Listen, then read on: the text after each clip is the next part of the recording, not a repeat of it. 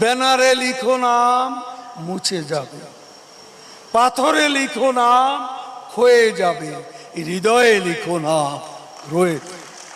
তারেক রহমান পালিয়ে যায়, আমরা পালাতে জানি না। কোথায় পালাবো? পালাবো না, প্রয়োজনে ফখরুল সাহেবের বাসায় গিয়ে উঠবো। কি জায়গা দেবেন? একসময়ের প্রভাবশালী রাজনীতিবিদ এবং বর্তমানে কার্যক্রমে নিষিদ্ধ আওয়ামী লীগের সাধারণ সম্পাদক ওবায়দুল কাদের আওয়ামী লীগের শাসনামলে সভাপতি শেখ হাসিনার পর দলের অন্যতম শীর্ষ নেতা হিসেবে নেতৃত্ব দিয়েছেন তিনি। সড়ক পরিবহন ও সেতু মন্ত্রণালয়ের দায়িত্বে ছিলেন প্রায় 13 বছর। এই আন্দোলন আর মোরা গাঙ্গে জোয়ার আসবে না।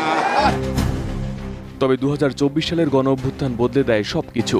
তীব্র আন্দোলনের মুখে আওয়ামী লীগ সরকারের পতনের পর দেশ ছেড়ে পালিয়ে যেতে বাধ্য হন ওবায়দুল কাদের। পতনের 2 বছর পেরিয়ে গেলেও দীর্ঘ এই সময় তাকে প্রকাশ্যে খুব একটা দেখা যায়নি। এমনকি তিনি বর্তমানে কোন দেশে অবস্থান করছেন ধোঁয়াশা রয়েছে তা নিয়েও।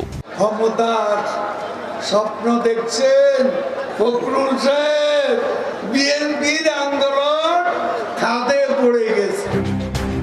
একসময় রাজনীতিতে সক্রিয় থাকার পাশাপাশি সামাজিক যোগাযোগ মাধ্যম ফেসবুকেও সরব ছিলেন ওবায়দুল কাদের।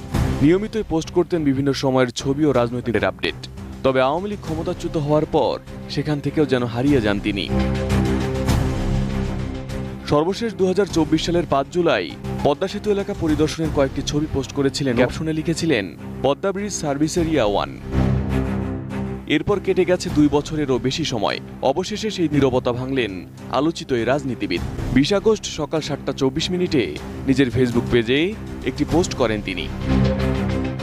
ইংরেজিতে লেখা এই পোস্টের বাংলা অনুবাদ দাঁড়ায়, সীমার মধ্যে থাকুন, সীমা অতিক্রম করবেন না। প্রতারণা ও বিভ্রান্তি কখনো বিজয়ী হতে পারে না। সব সাজানো বয়ানই শেষ পর্যন্ত পরাজিত হবে। কালো মেঘ ক্ষণস্থায়ী, একমাত্র সূর্যের আলোয় চিরস্থায়ী। ইতিহাস কোনো পাপীকেই ক্ষমা করবে না, কোনো অপরাধী শাস্তিহীন থাকবে না।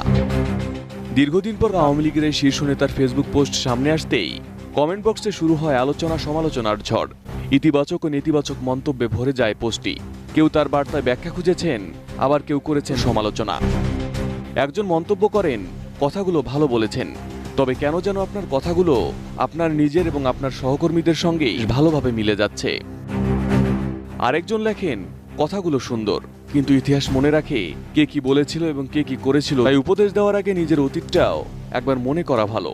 সত্যি যদি অন্যায়ের শাস্তির কথা বলেন, তাহলে সেই নীতিটা সবার জন্য সমান হওয়া উচিত। আরও একজন লিখেছেন, 2 বছর পর একটা সত্য কথা লিখেছেন, ইতিহাস কখনো পাপীদের ছাড়ে না।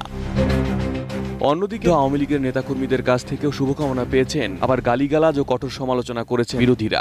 এই পোস্টে বেশিরভাগ সাধারণ মানুষই ওবায়দুল কাদেরের অতীত কর্মকাণ্ড ইঙ্গিত করে মন্তব্য করেছেন। মূলত 2024 সালের জুলাই গণঅভ্যুত্থানকে ঘিরে মানবতা বিরোধী অপরাধসহ একাধিক হত্যা মামলায় তার বিরুদ্ধে বিচারিক কার্যক্রম চলছে। তবে দেশ ছেড়ে ভারতে অবস্থান করছেন এমন গুঞ্জন থাকলেও তার বর্তমান অবস্থান এখনো নিশ্চিত নয়।